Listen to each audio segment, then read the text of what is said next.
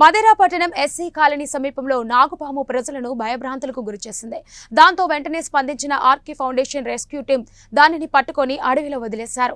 కాగా అప్పటికే 4 పావురాలను 2 కోళ్లను కరిచి చంపినట్లు స్థానికులు తెలిపారు.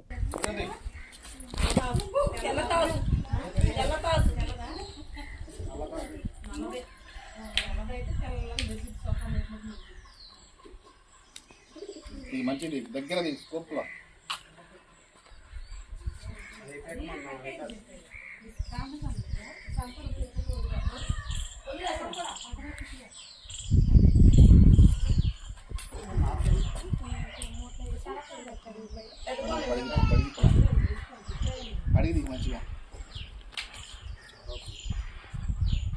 నువ్వేమా